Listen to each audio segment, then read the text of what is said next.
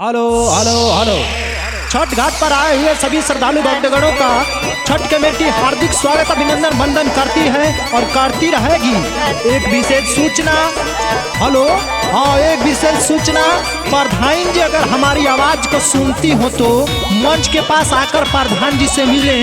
तब तक आइए माही मर्दुल की नई छठ गीत सुनते हैं। छठी घाटे लगल आना जाना बा, बजत हटे डीजे पगाना बा।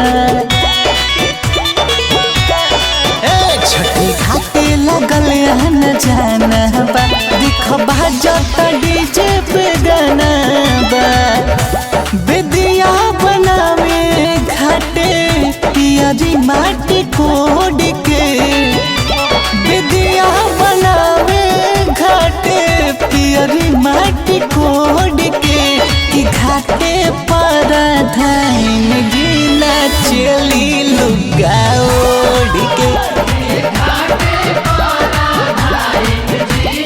हेलो हेलो हेलो, एक जरूरी सूचना, प्रिय रंजन राय जी की तरफ से अर्घ देने के लिए निःशुल्क दूध और राजीव रंजन दुबई वाले भैया की तरफ से फूल माला की व्यवस्था की गई है। जिस किसी को भी जरूरत है स्टॉल के पास से आकर ले जाएं।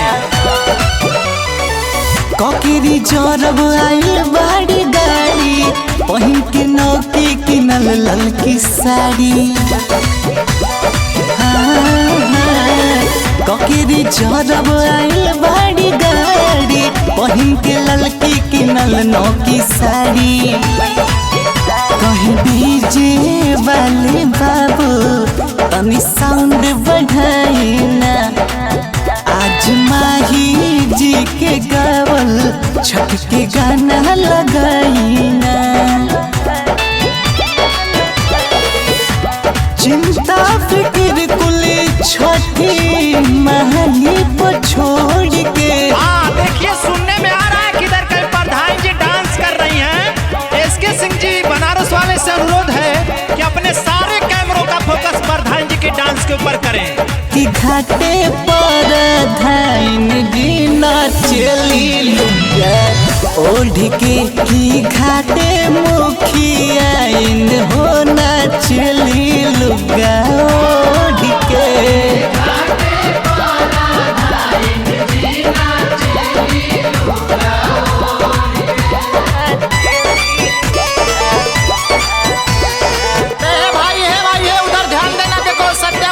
फौजी जा रही है अंदर, अंदर पानी बहुत ज्यादा गहरा है, उनको बोलो बाहर से रख दे ले। छठिया घाटे पे दौड़ा उतार के, बेदिया पर रखली जोड़ी दिया बार के। छठिया घाटे पे दौड़ा उतार के, बेदिया पर रखली जोड़ी दिया बार के।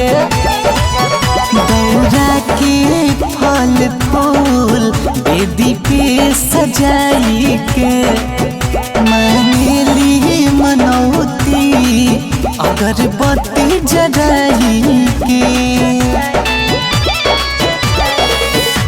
गीतिया गवेली बरतिन दोनों हाथ जोड़ के, कि घाटे मुखियाइन होना चली लुगा ओढ़ के, कि घाटे पर धान जीना चली लुगा